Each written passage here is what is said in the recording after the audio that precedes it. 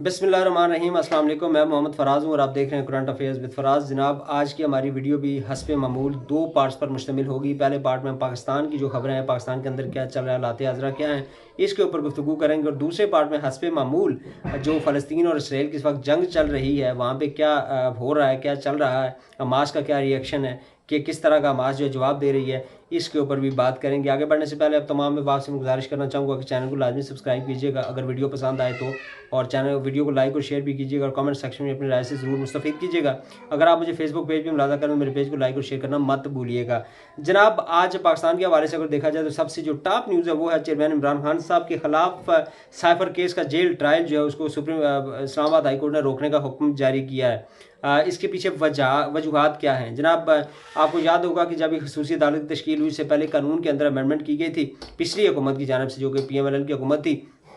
उन्होंने जब कानून के अंदर अमेंडमेंट की, असम्बली से कानून पास करके सदर पाकिस्तान को भेजा और सदर पाकिस्तान ने उस कानून को एक्सेप्ट नहीं किया और उसको वापस भेजने के लिए आपने जब मतहत अमले को कहा तो उस अमले ने सदर पाकिस्तान की बात को नहीं माना और उस कानून को अपने पास दबा के रखा। चूँकि जब एक जो डेट होती है उस डेट तक अगर सदर पाकिस्तान की तरफ से वापस असम्बली नहीं मिलती तो वो ऑटोमेटिकली कानून बन जाता है, बेशक सदर पाकिस्तान साइन करें या ना करें। उसी तरीके को अडॉप्ट किया गया। कैसे किया गया, कौन इन्वॉल्व था उसके अंदर? बहरहाल जो सदारती अमला था उसने उस चीज़ को जो है दबा के अपने पास रखा और बिलाखिर ये कानून बन गया और सदर पाकिस्तान ने उसके हवाले से क्लियरेंस भी दे दी, एक क्लैरिफिकेशन भी दे दी कि ये मैंने कानून नहीं बनाया और मैं इस गुनाह में या इस चीज़ में शामिल नहीं हूँ।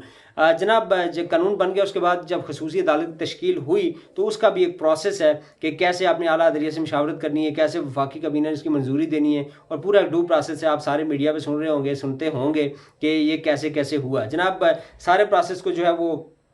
वायलेट करके और सारी चीज़ों को पसे पर्दा डालकर इंतज़ामी तौर पर यह फैसला किया गया और एक अदालत जो है वो तश्कील दी गई और एक जज को वहाँ पे तैनात किया गया। जब पाकिस्तान तहरीक इंसाफ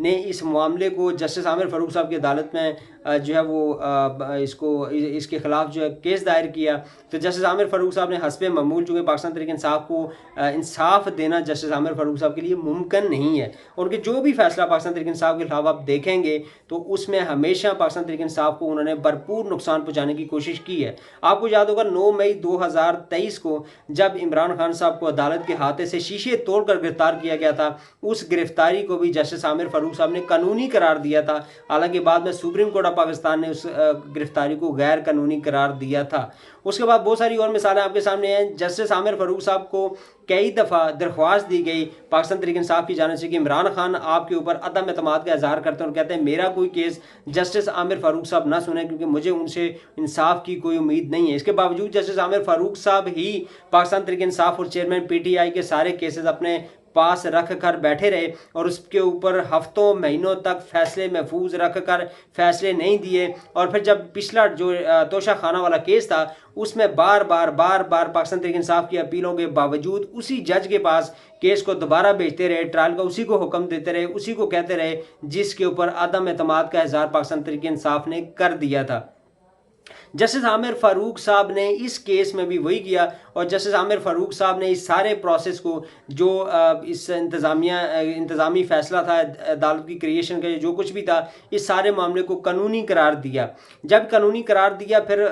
जो तहरीक इंसाफ के वकला थे उन्होंने इंट्रा कोर्ट अपील दायर की और जस्टिस गुल हसन औरंगज़ेब और जस्टिस रिफत पर मुश्तमिल 2 रुकनी बेंच ने इस सारे मामले को जब उसको दोबारा देखा, रिविज़िट किया, तो पता ये चला कि सारा जो प्रोसेस था वो गैर कानूनी था। उसको जो ड्यू प्रोसेस है उसका, ये जो उसकी लीगल एक प्रोसीजर्स है उसको फॉलो नहीं किया गया, जिस पर जस्टिस गुल हसन औरंगज़ेब और जस्टिस रिफत ने आज हुक्म इम्तना जारी किया 2 दिन का। और फिर उन्होंने अटॉर्नी जनरल पाकिस्तान से सारा रिकॉर्ड मंगवाया। उन्होंने कहा जी 16 तारीख को आपने रिकॉर्ड पेश करना है। जनाब, आपकी नॉलेज में इजाफा करता चलूँ कि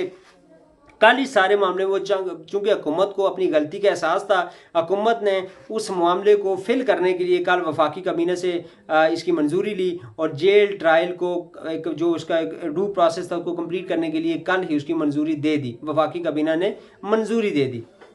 लेकिन अदालत ने आज हुक्म दिया कि 16 तारीख को दोबारा हम इसको रिविज़िट करेंगे और इसके ऊपर दोबारा समाअत होगी और उसके बाद देखते हैं कि क्या ये जेल ट्रायल जारी रह सकता है या नहीं रह सकता है। इसके ऊपर 16 तारीख को फैसला आएगा। अब यहाँ पे बड़ी मज़े की बात है, अब देखना ये है कि क्या कोई खुफिया हाथ इसमें भी इन्वॉल्व हो जाता है या एक्टिव हो जाता है, ये हमने 16 तारीख को पता चलेगा। आज तक के रिमार्क से ये लगता है कि ये केस जो है, जो अभी तक ट्रायल हुआ है, इसको हज़फ कर दिया जाएगा और इस केस को नए सिरे से जो है शुरू किया जाएगा बकौल सलमान अकरम राजा, जो कि पाकिस्तान तहरीक इंसाफ के इस केस के अंदर वकील है।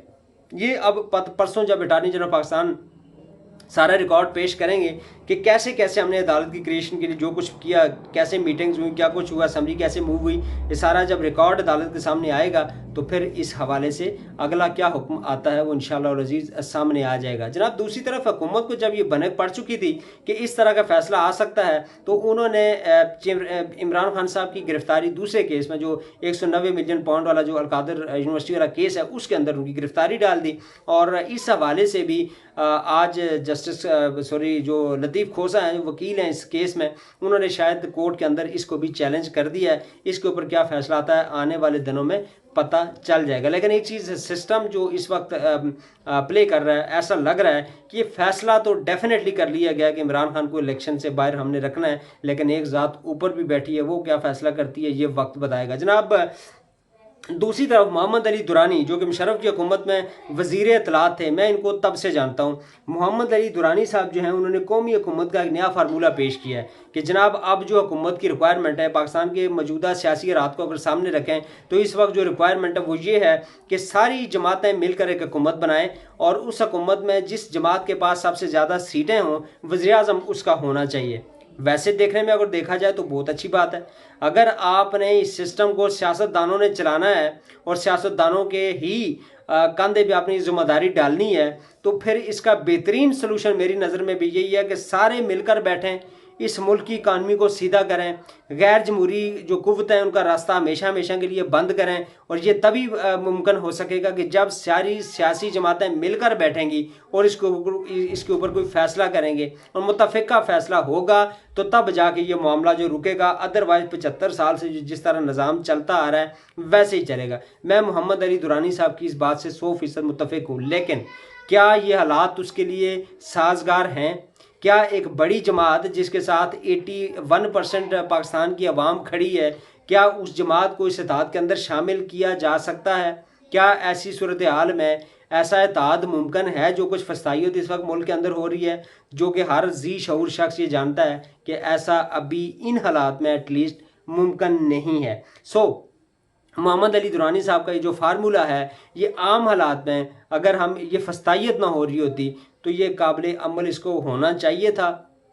और उसके ऊपर अमल करके तो मुल्क के अंदर ये जो एक गैर जमहूरी किस्म के रवैये हैं, इनको हमेशा हमेशा के इनका रास्ता रोका जा सकता था। जनाब उसके बाद फ़ौजी अदालतों के मुतालिक सेनेट में करारदाद मंजूर हुई है कि सुप्रीम कोर्ट ऑफ पाकिस्तान ने जो फैसला दिया है और फ़ौजी अदालतों को जो कलअदम करार दिया है, उसके ख़िलाफ़ उन्होंने करारदाद मंजूर की है। इसके ऊपर क्या रिस्पांस आएगा या इसका क्या इफ़ेक्ट होगा आगे चलकर, ये आने वाले दिनों में हमें पता चलेगा। फिर जनाब IMF ने दोस्त ममालिक की यकीन दहानी मांगी है। एक चीज़ आपके गोश गुजार करता चलूँ कि इस वक्त पाकिस्तान को जो एक हमें हेल्प की मद में अभी जो हमारे जो डेफिसिट है, जो डिफरेंस है, वो तकरीबन 5 से 6 अरब डॉलर का है कि अगर बैरूनी इमदाद हमें आएगी, हमारे जो दोस्त ममालिक के फ़ैसला करेंगे, हमें कोई पैसे देने का फ़ैसला करेंगे, तो फिर हमारे मामला चल सकते हैं और IMF तभी हमें अगली किस्त जारी करेगा। तो इस हवाले से IMF ने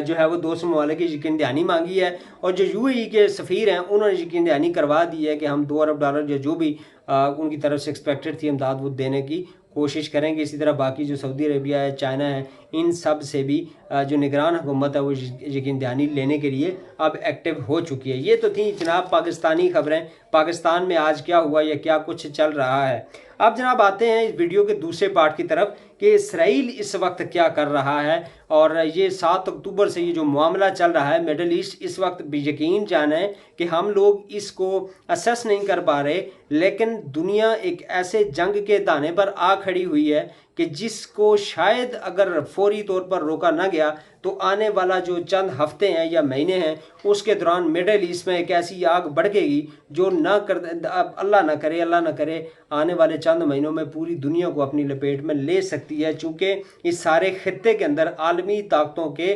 बड़े बड़े मनसूबे और आपस में क्लैशेस जो हैं वो बढ़ सकते हैं, जिसमें चाइना है, जिसके अंदर रशिया है, जिसके अंदर अमेरिका है। ये तीनों ममालिक एक दूसरे के हरीफ हम कह सकते हैं। चाइना और रशिया जो है वो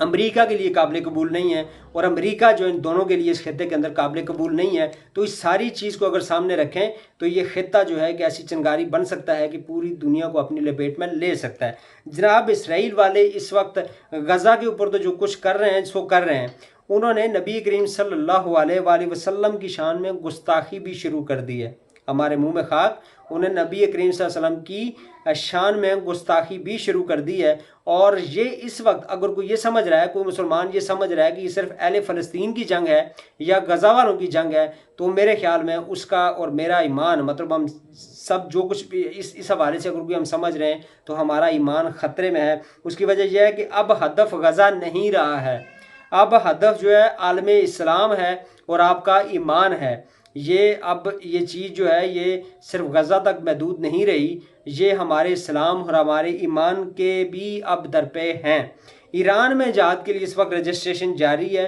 तकरीबन 90 से 90 लाख 80 लाख के करीब लोग रज़ाकराना तौर पर अपने आप को रजिस्टर करवा चुके हैं कि हम फ़लस्तीन में जाके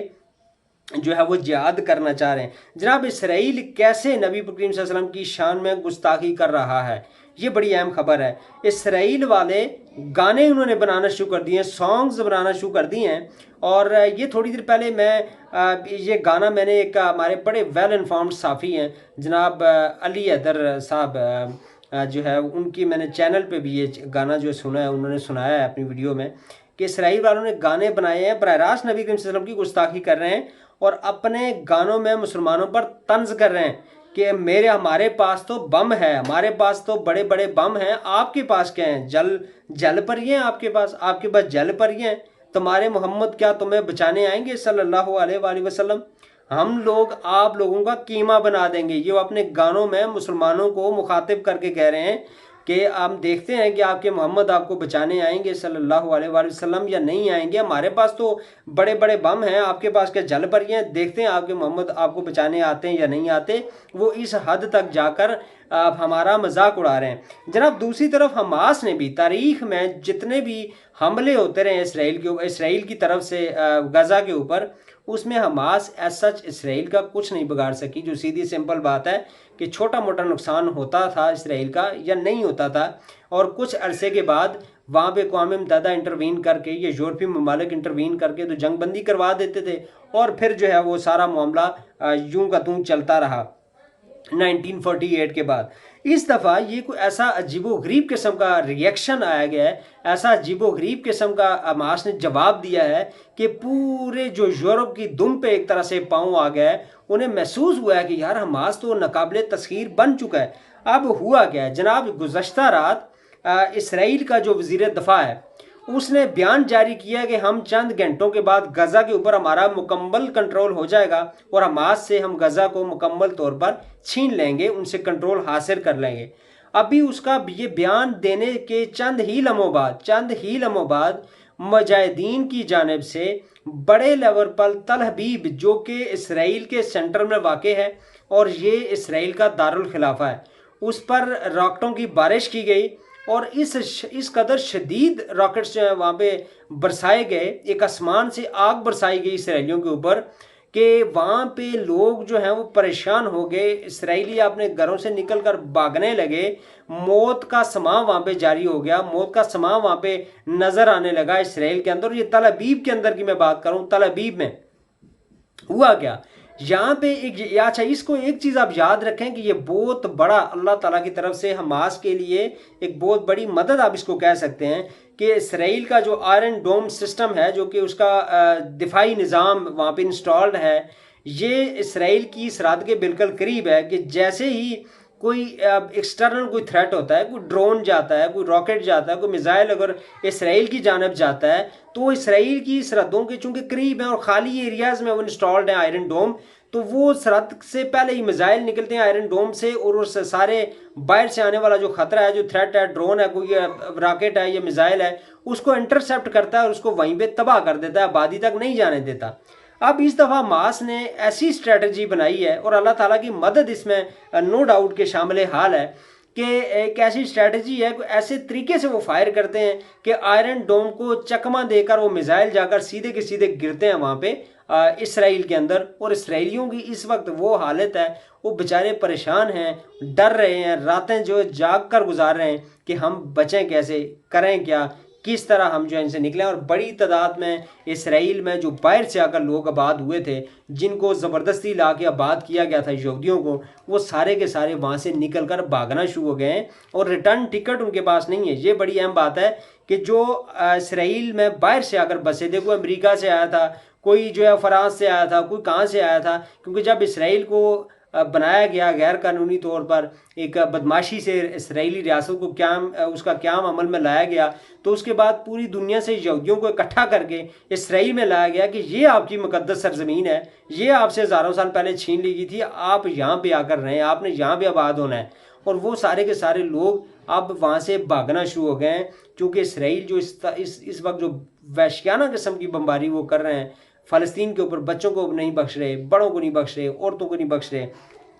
तो इस मामले के ऊपर इसराइल के अंदर भी काफ़ी ज़्यादा रिएक्शन है और नेतन्याहू को इसराइल के अंदर से भी बहुत ज़्यादा जो है वो तनकीद का निशाना बनाया जा रहा है, और लोग जो हैं वो वहाँ से जाना शुरू हो गए। जनाब, ये सारी वो चीज़ें हैं जो इस वक्त इसराइल के साथ हो रही हैं। अमेरिका भरपूर इस मामले में मुआवनत कर रहा है इसराइल की, और अमेरिका ने कल रात को शाम में कुछ इलाकों में हमले किए हैं, जिसके रिएक्शन में, जिसके जवाब में शामी फोर्सेस ने इराक़ के अंदर जो अमेरिका के अड्डे हैं, अमेरिका के जो इंस्टॉलेशंस हैं, वहाँ पे अटैक किए हैं। तो ये जंग जिस हिसाब से आगे बढ़ रही है, जिस तरह यहाँ पे आलमी बड़ी ताकतों का इंटरेस्ट है इस खत्े के अंदर, रूस का है, चाइना का है, अमेरिका का है, अगर इस मामले को यहीं पे फिलफोर रोका नहीं जाता तो आने वाले चंद महीनों में, चंद हफ्तों में ये पूरी दुनिया जंग की लपेट में आ सकती है। अल्लाह ताला तमाम मुसलमानों को, तमाम दुनिया को अपनी हिफ्ज़ व मान में रखें, और अल्लाह ताला फ़लस्तीनियों को, हमारी जो हमास है, उनको अल्लाह ताला एक अज़ीम कामयाबी और अज़ीम उनकी मदद और नुसरत उनकी जो है वो अल्लाह ताला की तरफ से उनके शामिल हाल हो। अस्सलामु अलैकुम व रहमतुल्लाहि व बरकातहू।